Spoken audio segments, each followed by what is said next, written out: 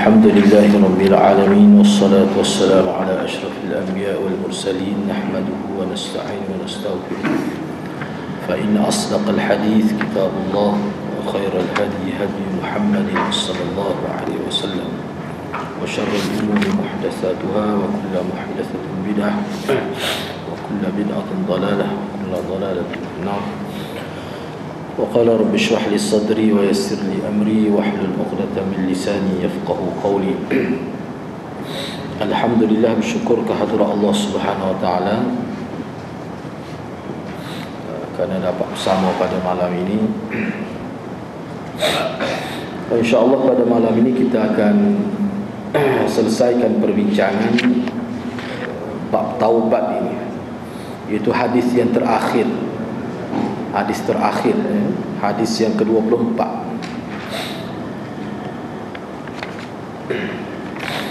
Wa an Abi Hurairah radhiyallahu anhu anna Rasulullah sallallahu alaihi wasallam qala yadhaku Allah subhanahu wa ta'ala ila rajulain yaqtulu ahaduhuma al-akhara yadkhulani al-jannah yuqatilu hadha fi sabilillah fayuqtal ثم يتوب الله على القاتل فيسلم فيستشهد متفق عليه. Diriwayatkan daripada Abi Hurairah radhiyallahu anhu bahawa Rasulullah sallallahu alaihi wasallam telah bersabda,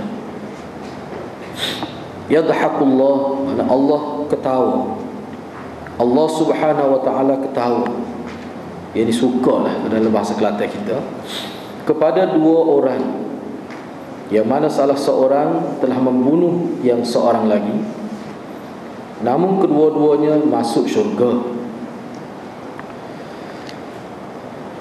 Yang ini telah berperang fi sabilillah, lalu ia dibunuh sebagai syahid. Kemudian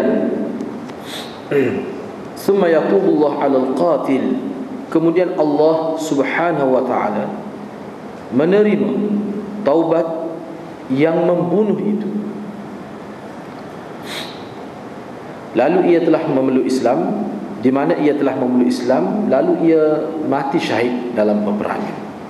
Hadis ini diriwayatkan oleh Bukhari dan Muslim, muttafaqun alaih.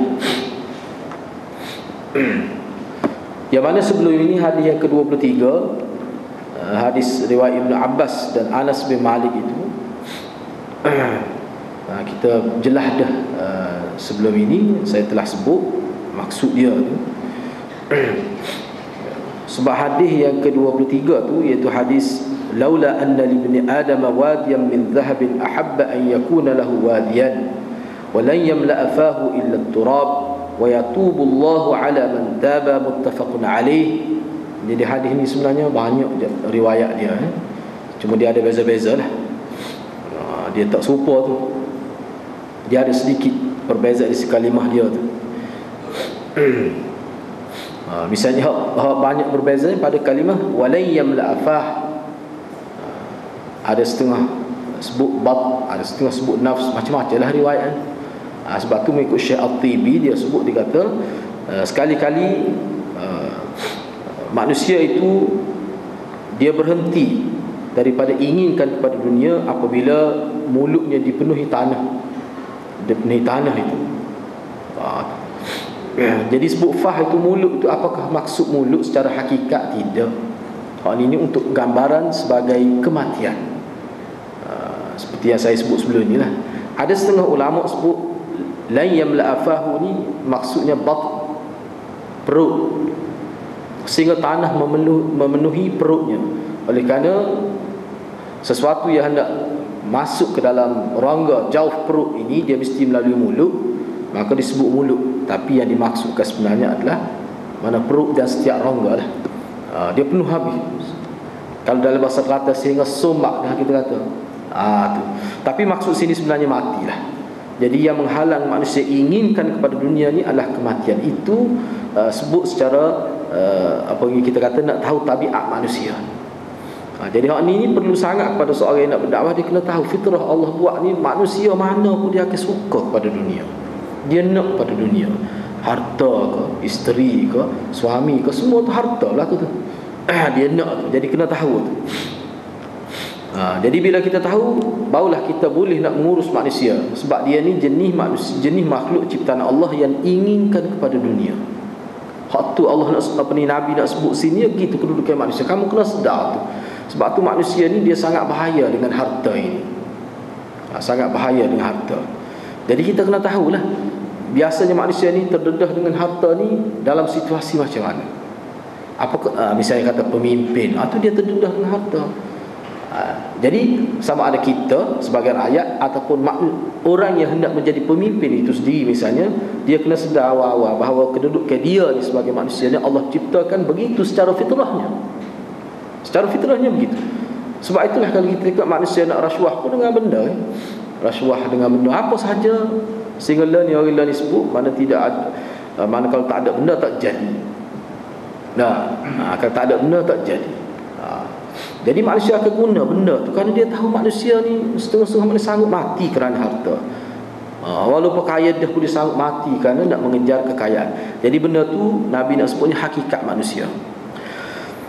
Kemudian kalau kita tengok wayatubullahu ala man taba itu, dan Allah terima. Tiba-tiba sebut Allah terima. Saya sebut dah sebelum ni rasanya hari ni. Tiba-tiba ujung hadis tu sebut apa maksud Nabi? Sebut tentang hakikat manusia dari segi kehendak nafsu manusia tu, tiba-tiba sebut wayatubullah, dan dikaitkan hadis ini dengan bab taubat. Jadi mengikut pensyarah-pensyarah hadis, dia kata wayatubullahu ala man taba itu, Allah nak mengisyaratkan kepada kita bahawa manusia ini oleh kerana fitrah semula jadi dia tu suka kepada harta sehingga sanggup mati kerana harta, maka manusia dalam semasa proses dia mengejar harta itu banyak dia melakukan kesalahan.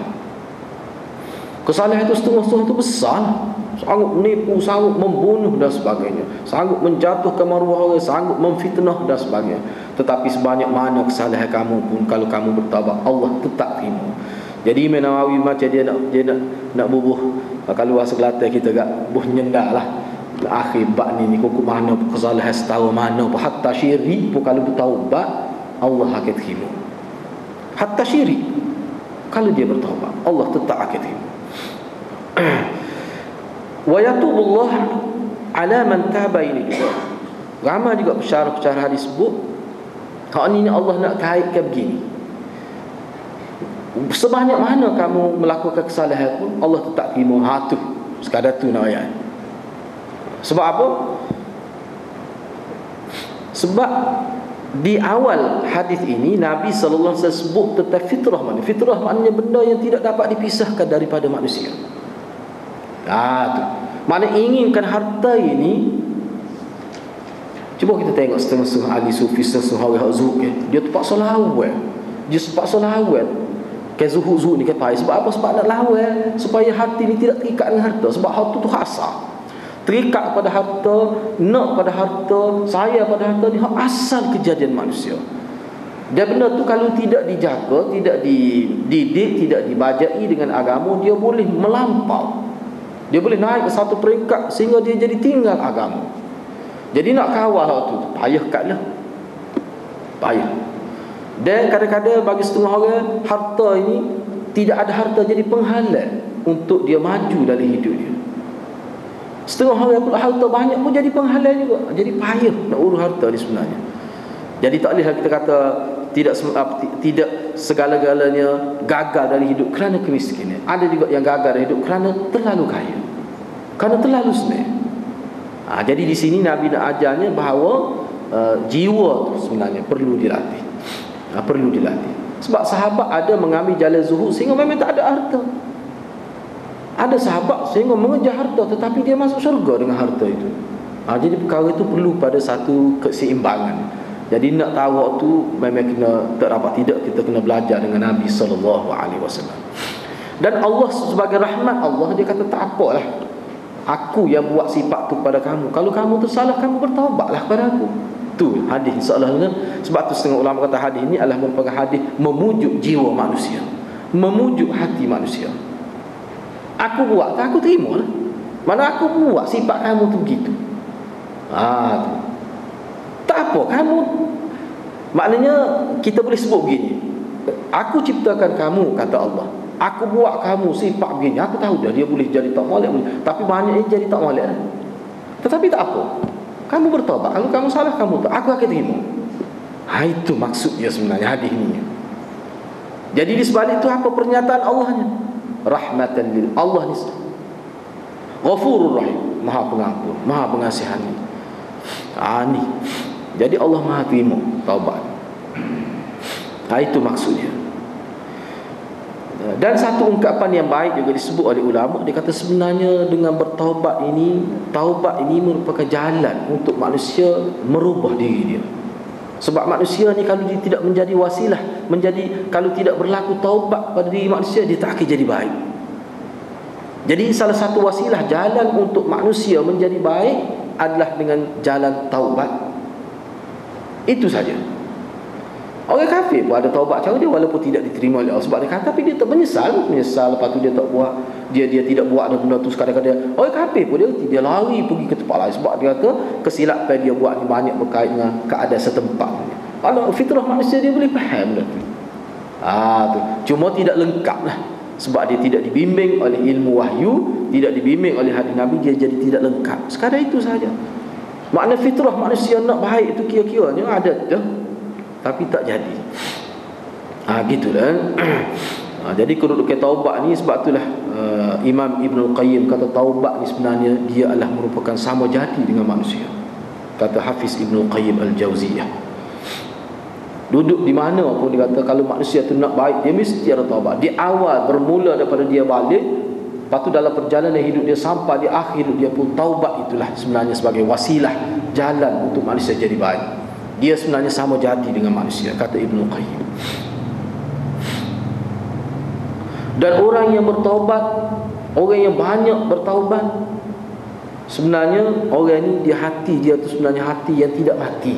Hati yang subur, macam-macam lah disebut dalam kitab Ihya Ulumuddin. Kalau kita baca, banyak disebut situ. Itu hadis yang ke-23. Hadis yang ke-24, riwayat daripada Abi Hurairah radhiyallahu anhu, yang mana beliau menyebutkan bahawa Rasulullah ada bersabda, yadhakullah, mana Allah ketawa. Jadi hak ni kita sebut dah sebenarnya apa maksud Allah ketawa. Jadi ulama bahaslah. Ketawa ni kalau kita, maknanya sifat manusia lah, sifat makhluk lah sebenarnya. Mana ketawa ni terkesan daripada sesuatu yang mengembirakan, yang melucukan, dia ketawa. Gitu. Yang bersifat menyenangkan. Mana terkesan kepada sesuatu. Adakah Allah ni ada terkesan pada sesuatu? Tidak. Jadi Allah, maknanya kita kena terima lah. Ulama kata bahawa Allah ni ada ketawa. Tetapi ketawa macam mana tu, wallahu a'lam bimu, Allah Maha tahu, kita tak tahu. Seperti Allah wujud, kita wujud, apakah sama wujud kita dengan wujud Allah? Tentu tidak sama. Wujud Allah ni, mana kita kata tidak ada awal, tidak ada akhir. Dan laisa kamitsli syai', wujud dia tu tak sama dengan manusia. Kalau ada sama sikit pun kita boleh banding lalu. Allah ni tak boleh nak banding sebab dia tidak sama. Tu. Sebab tu bahasa dalam dia panggil laisa kamitsli syai', tu maknanya Allah tu tidak bersifat relatif lah dia kata. Relatif man tak boleh kita nak banding. Selagi boleh banding, itu makhluk. Itu makhluk dah tu. Allah ni tak ada. Sebab itulah kalau kita mengaji usuluddin, siapa dia boleh sebut begini tu Tuhan, mana dia sebut tu tidak ada dalam sandaran Quran hadis, sesak dah tu. Tu ya.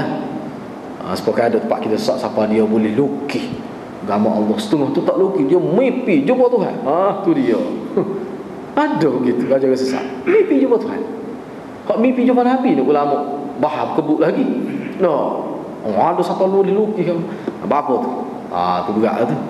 Dia boleh manusia ni panggil sesak. Sesak ni maknanya dia bergerak di luar daripada kerangka kebenaran itu. Jadi kita tidak faham banyaklah ni yadhakullah ni, kita fahamlah maksud dia tu gitu. Cuma ada yang ulama sebut yadhakullah ni maksudnya Allah menunjukkan rahmat dia. Allah memberi rahmat kepada dua, ada juga yang terjemah gitu. Yadhakullah itu. Allah redha, Allah suka, mana Allah beri rahmat. Itu ada yang ulama terjemah gitu. Itu tak apa, itu terjemah mafhum. Sebab kita kata Allah redha, maknanya masuk syurga. Betul tu. Memang dalam bahasa syariat gitu. Radhiyallahu anhu wa radu'an. Bila dalam hadis, dalam Quran, dalam hadis sebut Allah redha, Allah nisbah kepada orang tertentu, pada generasi itu, memang dia masuk surga. Itu memang kaedah dalam agama. Kaedah dalam agama. Bila sebut Allah redha. Jadi minta maaf saya sebut dah, kita sebut ni bab Syiah lah. Sebenarnya akidah badak dari Syiah ni, dia nak menafikan ayat tu. Dia nak menafikan redha Allah pada itu. Jadi bila kata, jadi bagaimana kita Allah redha?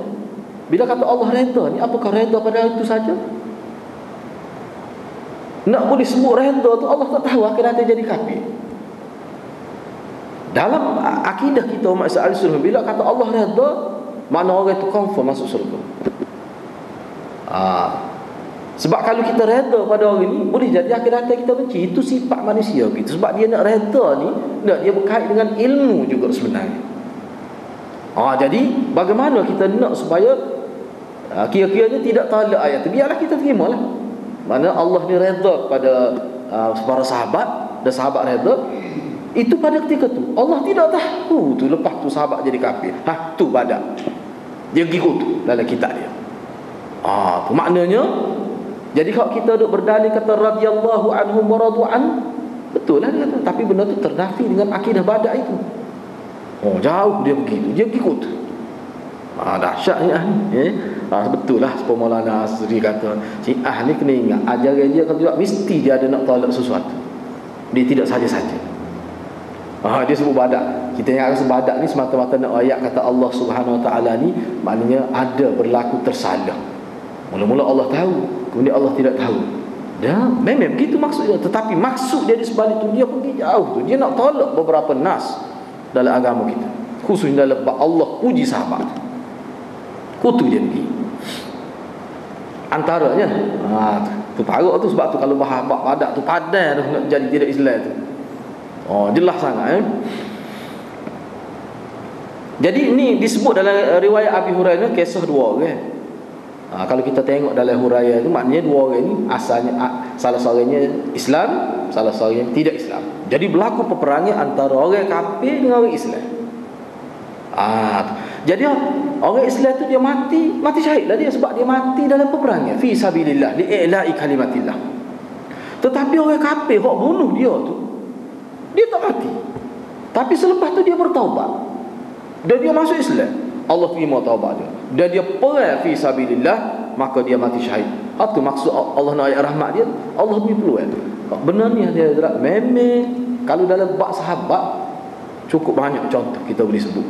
Ni berkenaan dengan hadis. Sahabat perang dengan Nabi. Mula-mula semasa dia tidak Islam, tengok Abu Sufyan tu sendiri. Berapa kali perang dengan Nabi? Ramal. Apa ni kita kata Khalid ibn al-Walid perang dengan Nabi. Tapi selepas tu dia masuk Islam. Bila dia perang mesti dia bunuh orang. Lepas tu dia masuk Islam. Al-Islam yajubbu ma qabla. Islam menghancur lebur ke habis segala kesalahan sebelum. Mana taubat tu? Itulah taubat paling besar. Sebab tu ulama kata taubat paling besar ni kita taubat daripada syirik.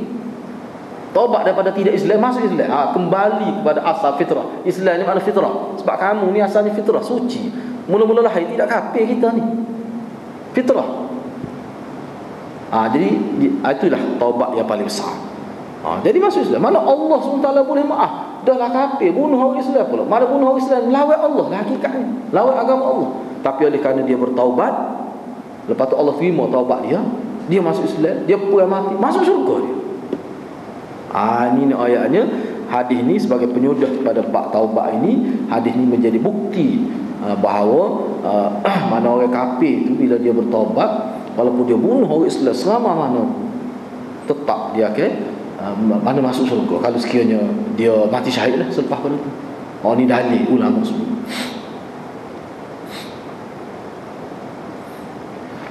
Jadi hal ni juga nak sebutnya kepada rahmat Allah Subhanahu Wa Taala. Rahmat Allah Subhanahu Wa Taala. Walaupun dalam kitab ni dia bagi pula dalam hadis yang ke-24 ni dia ada beberapa perkara. Yang pertama sekali nak menyabitkan ada berlaku dhahk, ketawa kepada Allah. Yang kedua, mana kelebihan taubat. Yang ketiga, mana orang kafir yang perang lawan Islam bunuh, lepas tu bila dia masuk Islam, memang dia layak, dia layak untuk menjadi orang Islam yang tinggi kedudukan darjat. Memang dia layak, boleh. Dengan sebab apa berlaku gitu? Khatwi Nabi nak ayat dengan sebab taubat. Dengan sebab taubat. Okey, yang keempatnya sebagai nak menghantar satu isyarat kepada umat Islam bahawa kalau kamu yang memang tak pernah kufur pun, cuba kamu fikir orang kafir apa dengan Islam boleh naik tinggi sehingga mendapat darjah syahadah. Darjah tinggi syahadah ni. Darjah syahid lebih tinggi daripada makam sufi itu lagi. Ni darjah syahadah ni sangat besar. Ini nak ayat kelebihan taubat lah. Selepas daripada bab ni, mari pula bab sabar ni.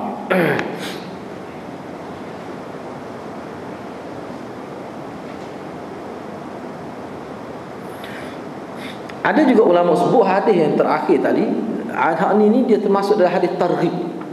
Dia semua pun dalam hadis Nabi teks ni dia ada targhib dengan tarhib untuk menggalak dan menakutkan. Sehingga ada kitab khusus at-targhib wa tarhib itu, ada kitab khusus 2 jilid tu. Jadi hadis ni termasuk dalam tarhib. Tarhib mana nak galak orang supaya taubat.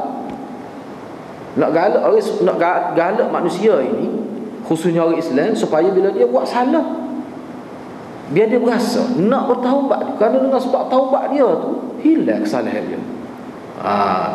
Dan saya sebut dah sebelum ni, makna taubat ini dia dari segi kesan positif pada diri manusia ada beberapa. Kalau kita sebut dah minggu lepas, kesan taubat itu, bila manusia bertaubat tu dia ada beberapa perubahan yang berlaku pada jiwa dia. Minggu lepas saya sebut dah sebelum ni. Kalau sebut pula tu jadi panjang. Misalnya, salah satunya, manusia bila dia bertaubat ni mengikut kajian ulama, dia akan berasa dia rapat dengan Allah Subhanahu Wa Taala. Tu kesan psikologi taubat ini. Dia akan berasa dia rapat kepada Allah.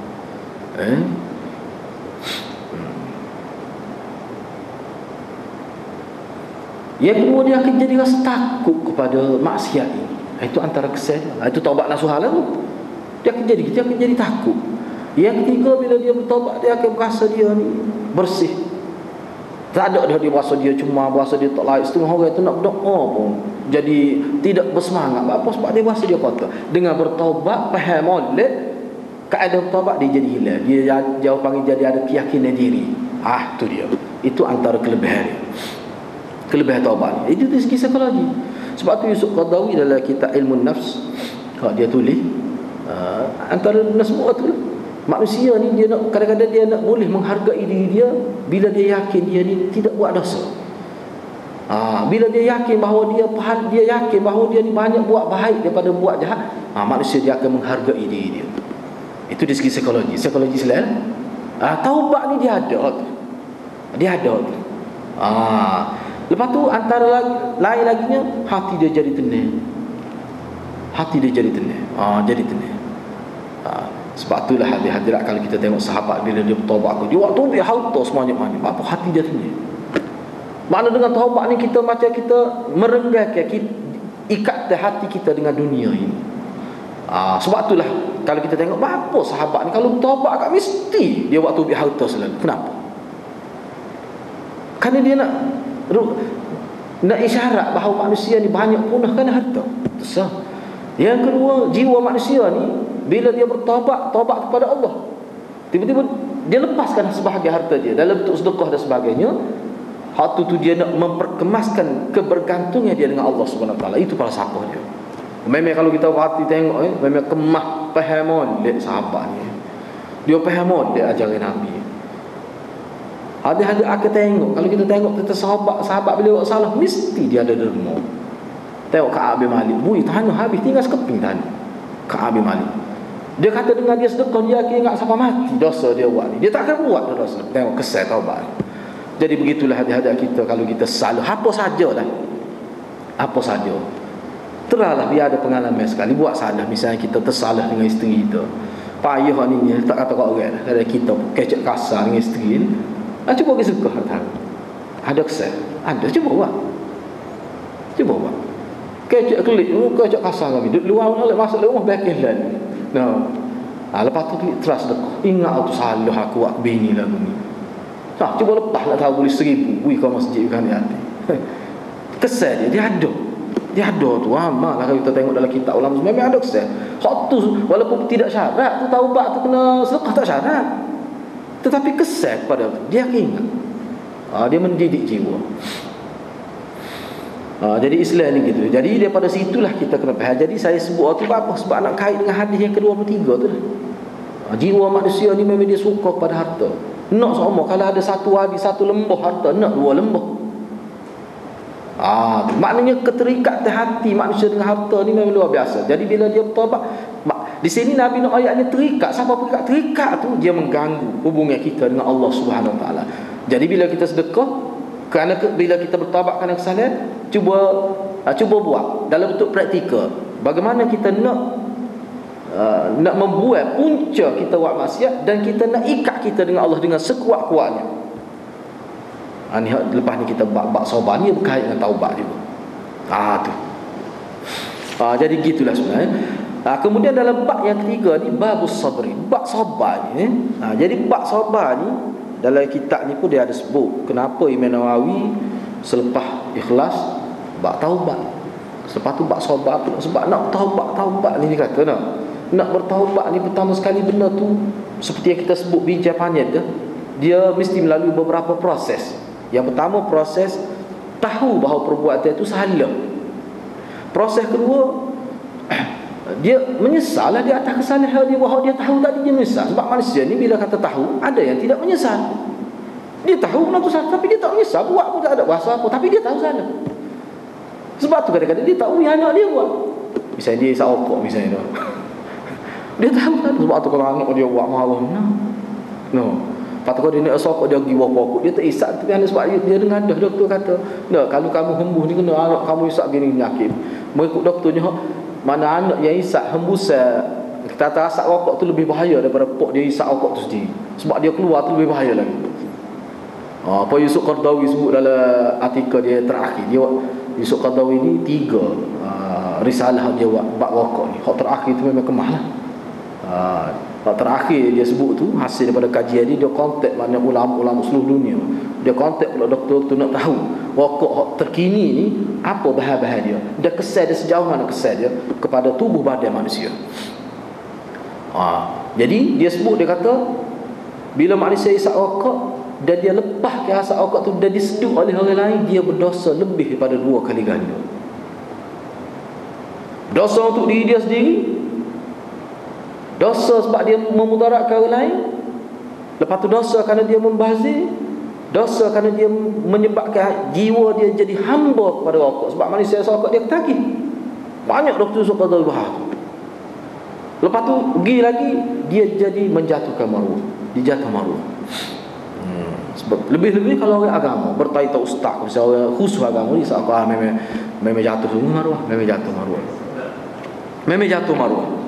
Jadi kalau dalam kitab-kitab kata makruh tu tak, kita tak boleh tolak tu. Memang ada dalam kitab kata isap rokok makruh. Hak tu zaman bila pendapat tu? Saya tidak kaji, cuma kita baca ulama kita lah. Besok kata saya tak tolak pendapat yang kata rokok tu makruh. Tetapi ini pendapat ketika mana ulama tu sekadar dilihat dia kan nampak macam ada unsur menjatuhkan maruah sekadar tu. Hukum makruh tu ulama tidak kaji di segi rokok tu dia ada unsur yang membahayakan tubuh. Memang dia tak kaji. Bolehlah kita letak sekadar makruh, bolehlah. Tetapi kalau sudah terbukti dengan penyakit ni, saratanur ri'ah dia kata, radang paru-paru tu, majelah tu. Patut banyak lagi kesan daripada kanser mulut dan sebagainya daripada rokok tu, kesan dia. Dia kata kalau ulama yang menghukumkan makruh, kalau dia tahu atas dasar pandangan doktor seperti mana kita tahu sekarang, dia tak akan kata makruh. Dan kalau dia kata makruh juga, memang dia salah dalam agama. Mengikut doktor Yusuf kata begini. Lepas tu hukum dia alif bawah tu kena baca dalam ada website dalam kosak lah kita terjemuh tu. Sebab kalau nak sebut kadang-kadang dia itu nak tahu hukum dia kan, mana tengok dalam itu ujung tu dia buat kesimpulan. Saya pernah tengok seorang ayah sanggup pecah jalan anak. Kita boleh hisap rokok, jerit kira-kira anak dia. Jiran saya pernah tengok. Lepas tu kat dia minum, dia baik. Sebab tu saya benar kalau Yusuf kata manusia akan jadi hamba, dia jadi terikat sepokan kita ada, walaupun tidak seberat tu. Tapi tak boleh duduk. Sebab bini dia kata tak boleh nak makan nasi. Putus rokok. Aku sekali pecah jalan. Jalan awak agak johok memang dia oh tu. Allah jeri anak dia. Siapa gitu sekali memang jadi hamba suruh. Hamba kepada Allah. Dia akan jadi gitu. Kalau siapa tadi. Jadi bila kata nak bertaubat, dia perlu sebab sabar. Sabar ni maknanya nak menahan diri. Dia biasanya dia bertaubat ni daripada kesalahan. Daripada kesalahan. Jadi setengah-setengah kesalahan tu mudah atau setengah kesalahan payah. Bila sudah jadi tabiat. Jadi dia perlu kepada satu kesabaran. Sebab tu dia mari pula bab sabar ni. Jadi nampak bab ikhlas, nak ikhlas ni, nak ikhlas ni menyebabkan jadi bertaubat lah. Orang ikhlas saja yang bertaubat. Lepas tu nak bertaubat, sebut bertaubat bahar, bertaubat hadis sampai 20 lebih hadis, 24 hadis. Lepas tu kalau tak ada kesabaran, dia tak akan bertaubat. Sabar dalam konteks agama yang kita akan sebut sebenarnya, ulama sebut sabar ni dalam beberapa perkara. Apakah dia fenomena sabar? Bila kita kata sabar dalam beberapa perkara, kita boleh senaraikan, kategorikan sabar itu. Itu maksud sabar. Bukan sabar semata-mata, tidak. Dia sabar ni agak luas juga, mengikut syariat. Kita ambil hal tu lah dulu. Ayat Quran tu kita bincang. Jadi sabar ni mengikut ulama, yang kita nak kaitkan dengan taubat tadi. Kalau kita faham ni, kita boleh nampak lah, perlu wajib sabar. Mesti ada ciri kesabaran untuk taubat. Kalau kita faham makna sabar. Sabar ni dari segi bahasa Arab, oleh kerana dia bahasa Arab, dalam bahasa Arab as-sabru ni dia semakna dengan al-habs. Al-habs makna menahan diri. Itu dari segi bahasa.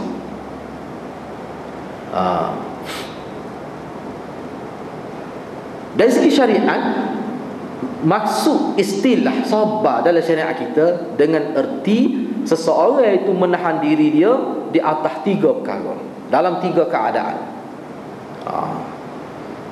Manakala ada mana-mana satu ataupun 2 ataupun ketiga-tiganya, maka orang itu dipanggil sabar lah tu. Yang pertama, ni penting ni, ni molek semua ni. Saya duk tengok kita duk kelih dalam banyak kitab pun, kok mana hak dia buat ni. Dia disebut oleh ulama kita. Mana kadang-kadang kita fikir sabar-sabar ni maknanya bila nak marah saja sabar. Dia luah mana sabar. Lepas tu dalam sabar tak ada gapo dia ciri-ciri untuk menghasilkan sabar itu atau panjang pula. Kita bincang lah tu biar kita nampak sabar tu lagu mana. Sebab kalau dalam bahasa Melayu kita nampaknya agak sikit sangat dia punya mafhum dia sabar tu. Cuba tengok. Pertama sekali, sabar ni dia panggil sabar dalam konteks taat kepada Allah. Ini dia panggil istiqamah lah. Mana kita menahan kalau bahasa kata sebagai contoh saya sebut, nak semayang baca Quran lah. Tidakkah ada ketikanya kita baca Quran mudah saja, ambil Quran baca. Ada ketikanya malah juga. Itu makna sabar ala taatillah. Mana kita menahan diri kita je kehendak diri kita tak mahu baca Quran. Kerana ada perasaan malah, ada perasaan jemu, tapi kita juga. Kita tekan, lawan. Itu makna as-sabru ala ta'ah dia panggil. Hal tu tidak berkait dengan insiden, tidak berkait dengan aksiden, tidak berkait dengan kerana orang buat sesuatu menyebab kita marah, tak berkait. Tetapi kita menekan diri kita, ataupun dalam setengah ulama kata, dia kata tidak makna menekan, melatih jiwa, melatih diri. Istiqamah di dalam taat. Hal tu dia panggil sabar. Ini ayat pertama. Dia panggil as-sabru ala ta'atillah. Sabar mentaati Allah. Sebab kalau tak ada sabar, dia akan jadi sekat-sekat, jadi sementara-sementara, tidak ada istiqamah. Buat dalam keadaan Nabi, dia kena dia kena ada. Tu panjang cerita tu, kita bahas tu akhir datang tu. Halangan-halangan untuk orang sabar ni, gapo dia, rintangan-rintangan. Yang kedua, lepas tu kita akan bincang satu-satulah lepas ni. Yang kedua, as-sabru an maharimillah. Sabar yakni menahan diri daripada terjerumus, daripada melakukan perkara-perkara yang diharamkan oleh Allah. Sebab umumnya perkara yang diharamkan oleh Allah perkara yang sesuai dengan nafsu amarah manusia itu. Jadi kita tahan. Lepas ni kita bincang, sebab sini dia ada bahas agak menarik juga lah cara dia bahas. Yang ketiga, as-sabru ala aqdarillahil mu'limah.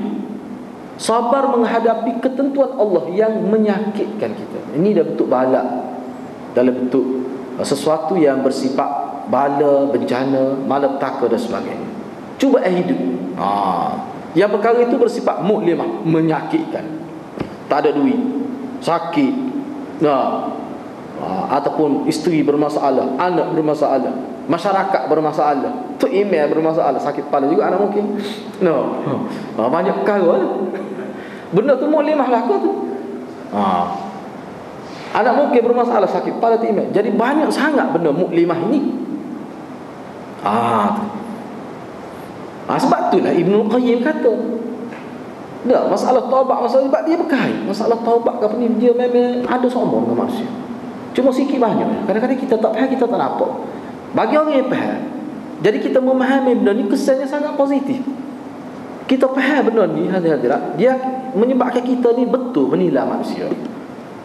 Misalnya kita tengok satu kelemahan pada manusia, tapi kalau kita faham benda ni, kita akan nampak kebaikan dia. Jangan kita nampak kesalahan dia saja. Ini kesan positif dia. Benda-benda ni. Kita kata tak sabar, padahal dia semuanya tak tinggal dia. Tapi ada sekal kita tengok dia lemah sini. Mana kita memberi nilai kepada manusia tu dengan adil. Kita faham benda ni. Jangan kita nak tengok orang itu sabar bila dia rubah, bila dia aksiden saja. Taat dengan istiqamah dan agama itu sudah sabar dah. Tiba yang pertama, cuba kita tengok yang pertama. Jadi sabar dalam mentaati Allah. Saya nak sebut sini sebab ini dia buat molek ni. Dia kata an yasbira al-insanu ala ta'atillah li'anna at-ta'ata thaqilatun 'ala an-nafsi tas'ubu 'ala al-insan wa kadhalika rubbama takunu thaqilatan 'ala al-badan bihaythu yakunu ma'a al-insan shay'un min al-'ajzi wat-ta'bi wa kadhalika aidan yakunu fiha mashaqqatun min an-nahiyati al-maliyah ka mas'alati az-zakati wa mas'alati al-hajji. Dia kata manusia, maksud sabar mentaati Allah ni, seseorang tu dia menahan diri dia. Dia kalau bahasa Kelantan kat abang tu, dia untuk taat pada tak kira. Dia kira lagu mana. Dia kata aku nekat nak pergi semaya masjid salat Jumaat. Dia akan kira lagu mana. Mana kalau isteri dia sakit, dia akan urus hawa-hawa. Anak-anak dia hawa-hawa dia ambil kira lalu supaya dia boleh pergi masjid. Boleh hati-hati. Anak sekolah, dia kira lagu mana. Maknanya urusan atang ambil anak sekolah susah, dan dia pun boleh mari sembahyang Jumaat. Dia akan kira lagu mana. Itu mana as-sabr ala ta'atillah. Nak 1000 daya, tak nak 1000 daya. Itu maksud dia. Ada jalan keluar, tetap ada, insya-Allah. Tetapi kena adalah as-sabr ala ta'atillah itu. Sebab itulah ulama panjanglah dia bahas dalam kitab ni. Sebenarnya sahabat-sahabat nilai manusia bertamadun, nilai manusia musaqqaf, nilai manusia yang ada nilai intelektual itu, walaupun dia ni tidak hebat, tidak profesor, tapi ada nilai musaqqaf, nilai orang cerdik ni dia boleh buat. Sekarang lama ni kita tengok ni dia biasa je, tidak gaji tinggi pun, tetapi dia boleh mari sembahyang. Kita tengok dia susah, dah awak mari ni. Dah awak mari. Rehat satu kedua dah ni. Setengah hari tak ada. Jadi dah tak ada ni. Apa yang jadi dia tu dah. Apa yang kahwin jadi tak ada. Ni benda-benda gini. Kadang-kadang hak buat pun dia tak sedar pun dia duduk tengah sabar tu. Dia pun tak khabar-khabar. Dalam istilah syariat sudah sabar tu dia. Tu. Istiqamah lain. Istiqamah ni mana mengekalkan amalan baik itu walaupun sikit. Tapi dia kena ada ketahanan. Itulah sabar.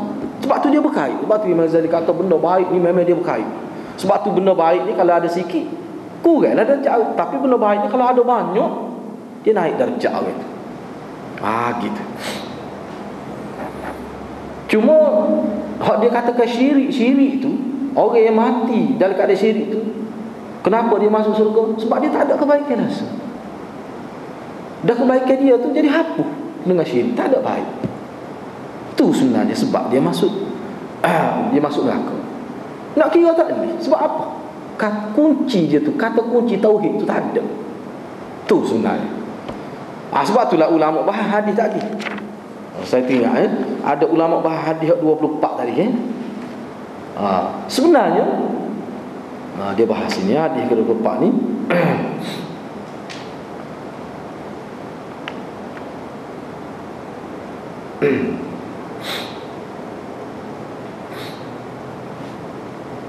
Saya nak baca sikit ni. Misalnya dalam ayat Quran surah Al-Hijr sebut, wa naza'na fi sudurihim min ghillin, kami cabut daripada penyakit hasad dengki yang ada dalam diri mereka. Misalnya ayat ni. Jadi ulama ada beristidlal bahawa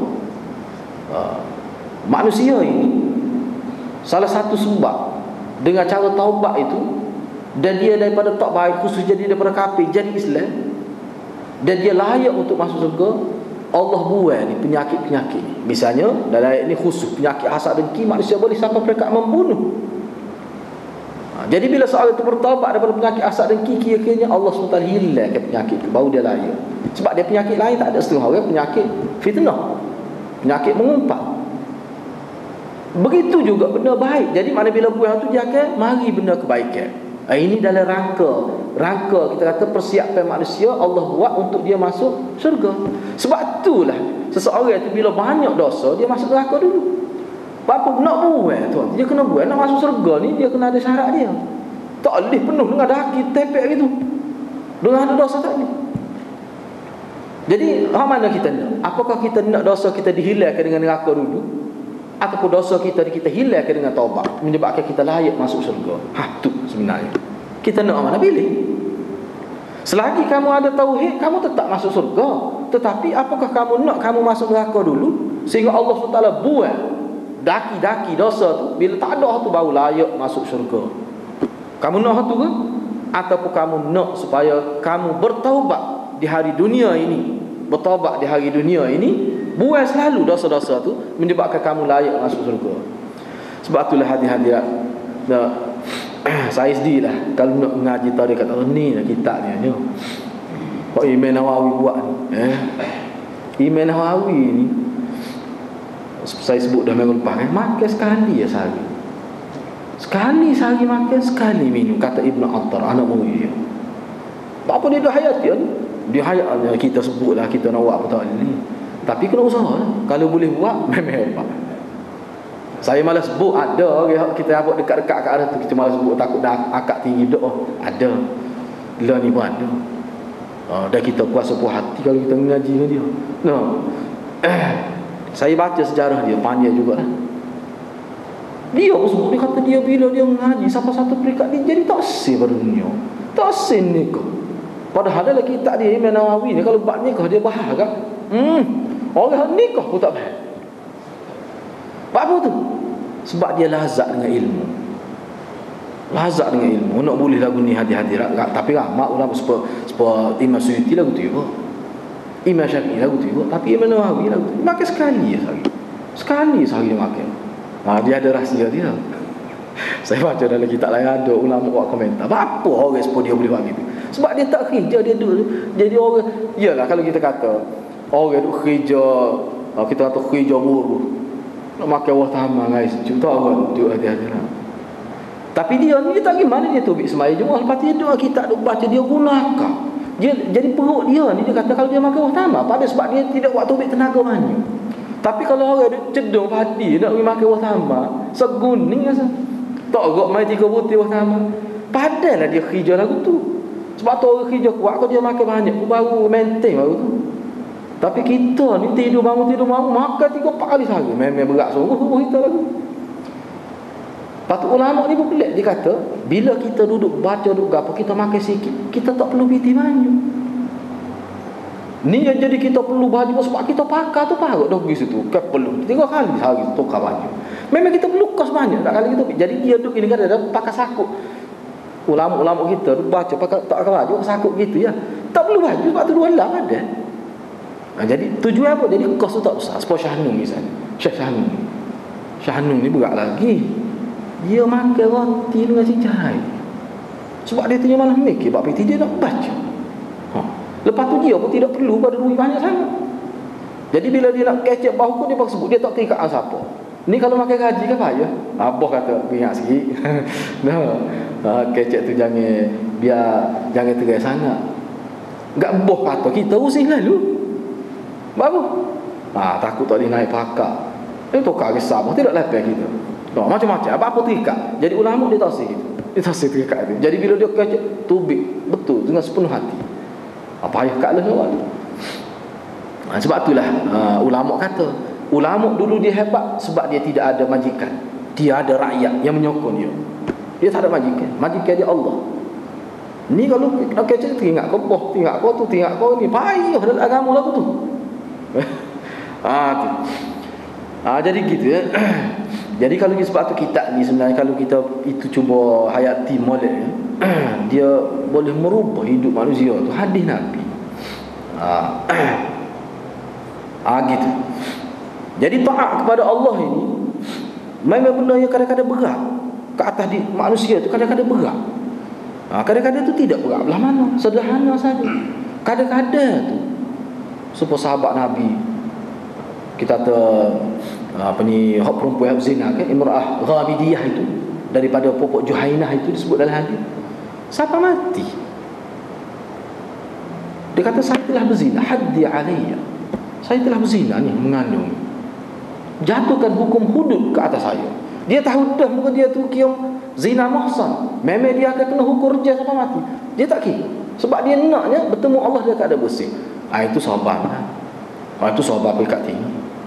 Siapa Sayyidina Umar kata kan, Rasulullah semaya sedangkan dia berzina. Rasulullah kata ni taubat dia ni, nilai taubat dia ni sekali dia taubat ni. Kalau kita boleh menampung, kalau kita nak ambil 70 orang penduduk Madinah hak buat kesalahan, nak letak di bawah taubat dia ni, masih muat lagi. Lebih pada tu lagi nilai taubat perempuan ni. Sebab apa? Dia sanggup serah diri dia untuk dibersihkan dengan cara hukum hudud sampai mereka mati. Dia pun tahu bila dia bertaubat ni, bila dihukum memang mati. Tapi dia sanggup tahu. Sebab jiwa dia nampak akhirat. Jiwa nampak akhirat. Jadi kalau siapa perekat tu, dia manusia ni, kalau siapa perekat sepuluh sahabat ni, dia tak takut ke siapa kecuali Allah. Tak penting bagi dia dunia, harta tak penting. Yang pentingnya Allah. Sebab tu ulama kata sahabat ni kalau dia nego tinggi setahun pun bagi dia hak tu tak ada gapo. Hak tu macam dia semaya supaya dia berzikir, dia cari harta ni sahabat ni dalam diri dia supaya dia semaya, dia berzikir, dia bersedekah untuk pahala. Dengan ada harta dia boleh sedekah supaya dia semaya. Tu dalam minda dia. Maklum Nabi SAW berjaya sampai tahap tu ubah pemikiran manusia. Tu yang musuh Islam nak buat tu, kata sahabat kafir tu apa? Dia nak menafikan kejayaan Nabi. Dia menafikan kejayaan Nabi. Sebab tu Khatib Baghdadi kata, bagi dia seorang dia kata, sebenarnya pokok dia duk pukul sahabat, dia nak menafikan Nabi itu berjaya. Tu bagi saya begitu kata Khatib Baghdadi. Jelas tu dia sebut. Hadirat kita nak ubah seorang dua ni mungkin boleh. Ni ubah satu semenanjung. Ubah pemikiran.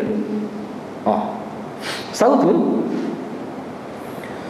Jadi sahabat tu sampai tahap tu lah. Jadi sahabat nak ubah kebiasaan. Ini sahabat. Kebiasaan kita tidak taat pada Allah. Kebiasaan tidak semaya. Kebiasaan semaya muncul silu. Kebiasaan tidak baca Quran. Jadi nak ubah dia jadi buat sama dalam istiqamah. Taat pada Allah. Ini dia perlukan satu mana pengorbanan. Kena sabar. Ini dia panggil sabar untuk mentaati Allah Subhanahu Wa Taala. Bukan mudah dia ni. Bukan mudah. Payah ni. Seperti yang saya sebut sebelum ni lah. Biasa tidur lepas subuh. Patut tak sih tidur. Engkau tak dia ni kerja pukul 10 pagi. Dah lah kau nak tidur. Memang dah lah. Tiba-tiba tak sih nak baca Quran apa tu. Seminggu penimpala. Dia ubah kebiasaan. Berat. Hasil ni dia sebut. Nak ubah kebiasaan tubuh badan. Dia ada dalam satu buku saya baca, buku kesihatan mengikut tip cara Islam. Dia ada sebut situ. Dia kata kenapa Nabi SAW mengajar makan ni dengan hak Nabi ajar. Aku tengok dalam misalnya Nabi tak pernah Nabi makan gula. Tak ada. Walaupun gula ada sama Nabi. Nabi madu misalnya. Memang tak ada disebut. Ulama kata Nabi tak madu ni. Saya tanya Tok Syekh Maulana, aku kata setakat dia tahu tak. Nabi tak ambil gula. Madu. Dia sapu. Tapi dengan kadar molek lah. Cuba buat, kalau buat mie buah madu sedap betul dah. Dah terang buat. Tak sapu gula sikit kamu. Terus. Bos kuat sudu asal lain. Rupanya madu ni kalau kita baca buku, bila dia masak dia lagi kuat rasa dia. Begitu madu ni. Bos sikit pun tak apa. Lepas tu dia ada kesan. Lepas tu Nabi ni dia malam dia tak makan. Tu cara pemakanan dia. Kalau dia makan ngeng-ngeng. Gitu. Lepas tu kadang-kadang dia makan juga makan banyak. Tetapi dia ambil kira ketika dia bekerja kuat dia makan lebih sikit. Misalnya ketika dia berlatih kuda. Sebab Nabi ni kalau berlatih kuda dia boleh duduk atas kuda tanpa pegang tali kekal kuda. Dia pegang pedal roda dia boleh mengimbang tubuh dia. Sahabat kata kita buat rebah tapi Nabi boleh buat. Sebab apa? Sebab dia pinggir ke bawah dia ni dia besar. Dia tidak kecil, dia payah jatuh. Tu Nabi. Dia tak buci ke abuk Nabi ni. Nabi ni tak buci ke abuk. Mana kalau kita baca syama'il Nabi, kita nampak dia ni lelaki perkasa. Dia nampak lelaki perkasa. Misalnya pohon dia tu je seimbang. Kalau pohon kecil atas mudah ubah tu. Duduk atas kuda cakap nak golek ni tak kemah. Tu. Jadi nak buat hal tu. Nak ajar makan ni kita biasa makan ikut jumpa timbuk ni tau. Nak ajar. Doktor kata kena makan ni sikit-sikit. Banyak tak pun sikit-sikit. Tak lagi. Dia biasa 2 buku sehari. Nak kurang jadi sebuku. Dia teringat. Akhirnya teringat ke sebuku lagi. Lagu mana? Nak sabar tu payah. Memang payah. Sehingga kalau tengok ni, saya pernah tengok pengalaman sehingga dia mati. Dia sakit kecil mana. Saya kata, tak boleh ni makan lagu ni. Dia kata, dia sedap, dia tak kena. Kau tak boleh tidur kalau tidak makan sekali. Nak patah tak boleh. Dia tak boleh nak box. Tu lemah sebab tu dia kata berat. Sebab tu kata sendiri, sebab tu berat tu. Tak kena kita tak apa tapi berat. Sebab tu kalau boleh buat, ni dia kata innallaha ma'as sabirin ni. Sebab nak jadi sahabat ni payah. Nak tunggu aksiden baru sahabat tu mudah. Ni hak sahabat dia masuk taat pada Allah ni payah. Tapi hak ni sahabat boleh buat, dia sebut sini sahabat boleh. Kita kata sebab tu biasa kita sahabat ni bila berlaku aksiden rumah terbakar, kat bila nak rumah terbakar? Bila ada aksiden kita? Jarang-jarang dah. Jadi apakah tak ada sabar lah setiap hari? Sebab tu Ibn Al-Qayyim kata sabar ni taubat ni dia ada so'um. Ni lah maksudnya taat pada Allah SWT.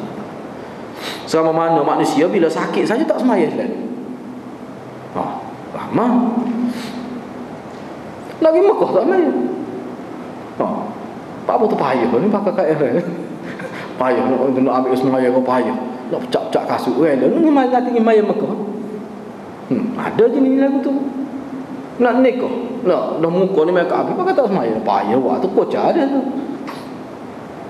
Jadi payah benda tu kita nak lawan. Sebab tu dia sebut hak pentingnya taat ini. Untuk taat sabar di atas ketaatan syai'un minal masyaqqah 'ala an-nafs wal badan. Memang dia ada kesukaran sama ada pada diri, dalam jiwa dan pada badan. Dia memerlukan kepada sabaran. Dia memerlukan kepada mu'anat, kerja keras. Sebab tu dalam Quran sebut ya ayyuhallazina amanu sabiru wasabiru warabitu. Cuba perhati ayat ni. Ayat ni sebenarnya kita akan bincangkan datang. Saya sebut lalu lebih kurang, lepas tu kita akan bincang secara panjangnya akan datang lah. Sebab tu dalam Quran cuba kita perhati, wahai orang-orang yang beriman, sabarlah. Isbiru wasabiru warabitu. Isbiru wasabiru kalimah tu Allah ya asalnya. Tapi dia ubah sikit wazan tu, dia berubah. Dalam bahasa Arabnya aja kadang-kadang sabara, mana sabar. Sabara tingkatkan kesabaran. Seperti kata ghafala, lupa. Taghafala, dia tak lupa, dia buat lupa. Jadi perubahan kalimah tu dia memberi kesan kepada makna. Ziyadatul kalimah, ziyadatul makna. Itu kaedah umum dalam penghasilan kalimah Arab. Bertambah huruf mesti ada bertambah makna. Mesti ada. Kena tahu lah. Isbiru, sabarlah.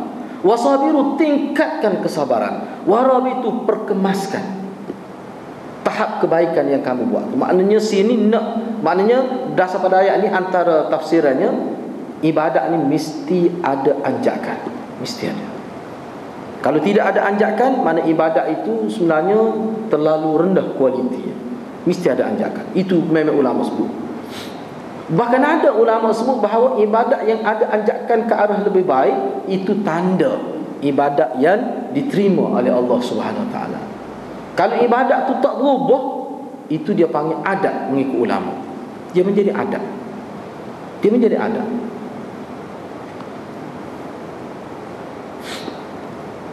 Yang kedua, al-amru tsani, perkara yang kedua, as-sabru ala maharimillah, sabar terhadap, yakni menahan diri terhadap perkara-perkara yang Allah haramkan. Misalnya yakuful insan nafsu amma haramallahu alaihi. Dia sebut sini kata misalnya kita menahan diri kita untuk buat benda tak molek. Kita tahu kadang-kadang benda tak molek ni umumnya benda tak bagus. Ni dia sesuai dengan nafsu ammarah kita. Kita pun tahan untuk tidak buat. Gapo dia kita kata? Kita ni orang mari masjid dah, mungkin tidak besar, tidak parok mana kesana, tapi dia tetap ada. Sebab tu Nabi pun dalam hadis dia tekan kalau Nabi ni, kalau sahabat dia molek-molek baik-baik belakang ni, mesti ada ruang yang dia boleh sebut. Sebab dia tahu manusia lemah ni tidak sejenis kelemahan manusia. Misalnya kalau hak parok benar, Nabi kata gapo dia? Dengan keluarga, hak ni siapa-siapa pun ada. Dengan isteri dia, dengan anak dia, mesti ada. Kok mana sikit banyak. Dia semayang molek dia ngaji, jaga dia, baca Quran, tapi dengan isteri dia tak terjaga kadang-kadang. Dengan anak dia kecek pelawak dengan anak, orang tak rasa salah. Anak suruh beli tak apa kat abang ni, seminggu tak beli dah. Janji nak hari. Dia ingat tak dosa lagu tu. Dalam buku tarbiyah mendidik kata Meme Dr. Abdullah Nasir Luar kata ini ibu bapa pembohong, dia kata dalam kitab ni Tarbiyatul Aulad fil Islam. Bukan sekadar pembohong, dia mengajar anak dia tidak hormat pada dia akhirat. Dia mengajar anak dia jadi bercakap bohong ni tidak berat. Dia ajar gitu sebenarnya. Dan itu sebenarnya adalah satu maksiat yang dilakukan oleh ibu bapa. Parok dia dalam kitab ni Tarbiyatul Aulad. Yang kita memang sebab tu kalau tak boleh kita ayat betul, biar anak jeri pun tak apa. Minta maaf, abah tak boleh biar betul.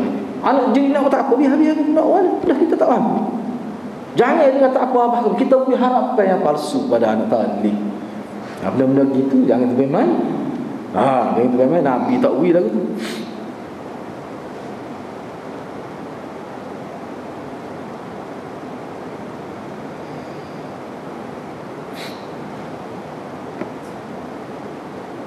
Yang ketiga, mana sabar menghadapi ni hak sabar hak biasa, hak seperti yang dipahami oleh orang Melayu kita lah, iaitu sabar menghadapi malapetaka.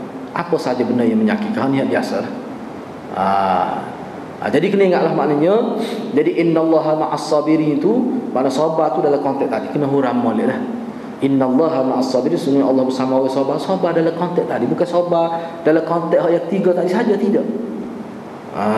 Tu maknanya kita ni tak ada mari masjid semata pun kita duduk dekat dengan masjid, tak terlibat dengan kemalangan, tak pernah pun kita duduk kata.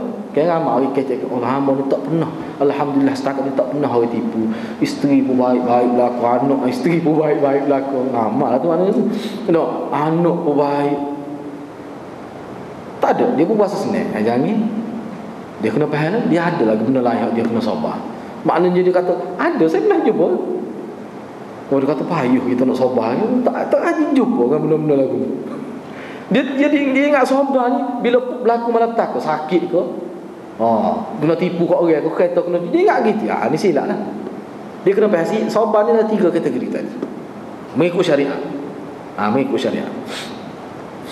Jadi insya-Allah untuk perbincangan lebih lanjut kita akan bincang minggu depan lah insya-Allah. Kerana Imam Nawawi ni juga mari beberapa ayat Quran untuk kita baca tentang sabar ni. Dan bagaimana sabar kita nak terapkan sabar kepada anak-anak kita. InsyaAllah kita akan bincang lah. Terima kasih setakat itulah. Wabillahi taufiq hidayah. Wassalamualaikum warahmatullahi wabarakatuh.